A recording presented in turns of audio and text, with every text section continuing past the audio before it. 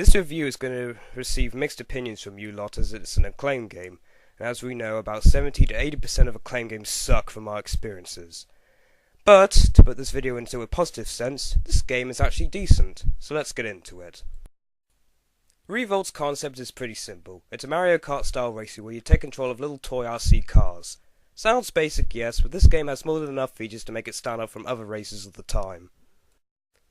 This game was first released on the PC and later ported to the PlayStation, Nintendo 64 and Sega Dreamcast. I'm focusing mainly on the Dreamcast version as it's the only version I own, but from what I've seen it's very identical to the PC version, and the only difference is that the loading times look a little different. Oh, and since I was unable to find gameplay of the Dreamcast version, you'll be seeing PC footage throughout this video. This game gives you 6 gameplay modes: single race, time trial, championship, practice, stunt arena, and multiplayer. In single race and time trial, you pick a car of your choice and race freely against other opponents while trying to set a good time in the scoreboard. Championship is the single player campaign where you have to race on a handful of different tracks and win in first place to get the 4 rewards: bronze, silver, gold, and platinum cup. Whenever you win a cup, you get a new selection of cars to choose from. Different types of cars vary in abilities. For example, some cars are slower yet stronger, while others are fast yet lack quick acceleration.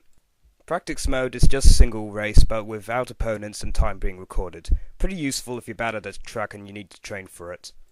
Stunt arena is a wide open environment where you can perform tricks and collect stars. If you're good at stunts and able to collect all the stars, you get a secret reward for your efforts. But since these things are hard to get to for me, I've never really gotten the reward yet, so if you lot know what it is, feel free to tell me. But I predict it's just something like a secret track or a car. If it being a car, will probably be called an ultimate extreme stunt performing fast and high accelerating RC racing vehicle. So, yeah, that's what I think. Multiplayer offers both single race and battle tag. You can play with up to 4 friends to race against each other on a track of your choice. As for battle tag, well, let's read the section in the manual.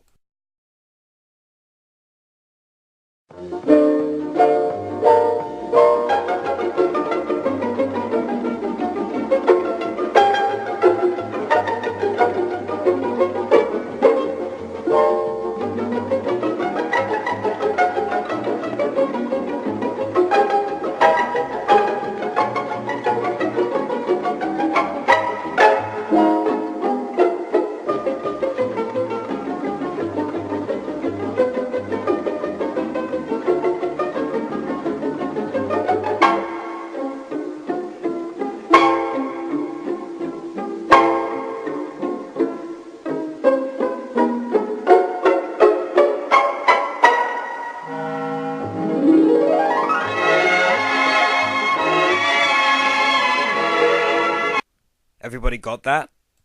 You sure? Good, let's move on then. With the modes now sorted, let's get into the actual gameplay. As you can see from the video footage, the gameplay is very much like most Mario Kart style races. It's just simple, fast, and fun racing action. And of course you get a great range of power-ups which come in the form of lightning bolts and stars. Shockwave allows you to flip opponents into the air, the fireworks act as homing missiles. Electropulse makes opponents next to you lose their power. The bomb turns your car's antenna into a lit fuse and you need to quickly tag another car or else you explode. Oil Slick just spins other cars out of control on contact. Water Balloon makes your opponents lose their grip, but in my opinion it's the most useless power-up in the game as I've never once been able to hit anyone with them before. Ball Bearing sends out a giant ball to knock out anything in its way. Clone Pickup is a trick power-up where if you, or any of your opponents for that matter, mistake it for a regular power-up, you'll explode on contact with it. Turbo Battery allows your car's top speed increase by 10%, and personally it's my favourite power-up. Finally, the Star acts as a global pulse which cuts all other cars off their power and is the most deadly weapon in the game. They are pretty challenging to find, so you have to be pretty good at this game in order to find and collect them.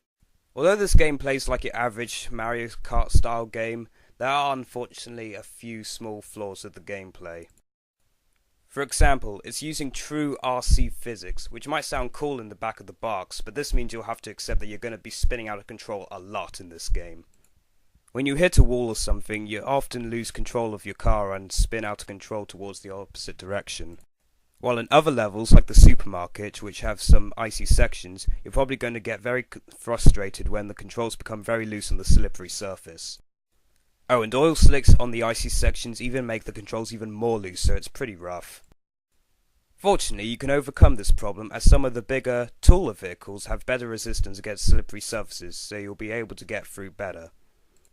One last thing I'm going to touch upon is the track edit mode. It's a very unique feature for this type of game and makes the game feel pretty special. It allows you to make your own tracks and play them in single race and multiplayer.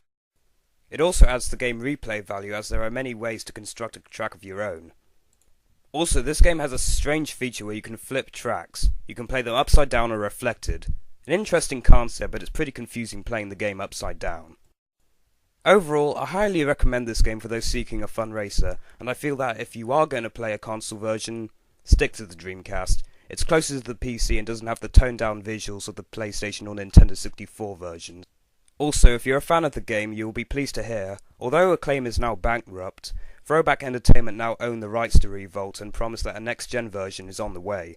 I reckon if they can recreate the game with excellent visuals, a larger variety of weapons, more multiplayer games, and hopefully online play, I'm sure that next-gen Revolt will become an excellent game and more than captures the magic of the original.